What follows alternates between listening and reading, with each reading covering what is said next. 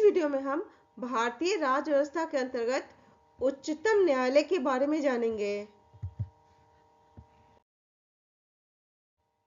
उच्चतम न्यायालय भारतीय संविधान में एकीकृत न्यायपालिका है। एकल न्यायालय की यह व्यवस्था भारत सरकार अधिनियम 1935 से ली गई है। भारत के उच्चतम न्यायालय का उद्घाटन 28 जनवरी 1950 को हुआ था। संविधान के भाग 5 में अनुच्छेद 124 से 147 तक उच्चतम न्यायालय के गठन, स्वतंत्रता, न्याय क्षेत्र, शक्तियां और प्रक्रिया आदि का वर्णन है। वर्तमान में उच्चतम न्यायालय में 34 न्यायाधीश हैं, एक मुख्य न्यायाधीश और 33 अन्य न्यायाधीश। अब हम उच्चतम न्यायालय के न्यायाधीशों की नियुक्ति के बारे में जानेंगे। उच्चतम न्यायालय के न्यायाधीशों की नियुक्ति राष्ट्रपति करते हैं। मुख्य न्यायाधीश की नियुक्ति राष्ट्रपति अन्य न्यायाधीशों एवं उच्च न्यायालय के न्यायाधीशों की सलाह के बाद करते हैं। मुख्य न्यायाधीश के अतिरिक्त अन्य न्यायाधीशों की नियुक्ति में मुख्य न्यायाधीश से परामर्श आवश्यक है। अब हम उच्चतम न्यायालय से संबंधित महत्वपूर्ण अनुच्छेदों के बारे में जानेंगे।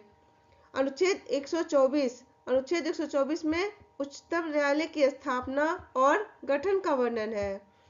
अनुच्छेद 124 ए राष्ट्रीय न्यायिक नियुक्ति आयोग से संबंधित है।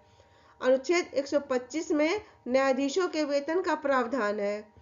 अनुच्छेद 126 कार्यकारी मुख्य न्यायाधीश की नियुक्ति से संबंधित है। अनुच्छेद 127 में तदर्थ न्यायाधीशों की नियुक्ति का प्रावधान है। तदर्थ न्यायाधीश जब कभी कोरम पूरा करने में अस्थायी न्यायाधीशों की संख्या कम होती है तो भारत का मुख्य न्यायाधीश किसी उच्च न्यायालय के किसी न्यायाधीश को अस्थायी काल के लिए उच्चतम न्यायालय में तदर्थ न्यायाधीश के रूप में नियुक्त कर सकता है। अनुच्छेद 129 में अभिलेख न्यायालय के रूप में उच्चतम न्यायालय का वर्णन है।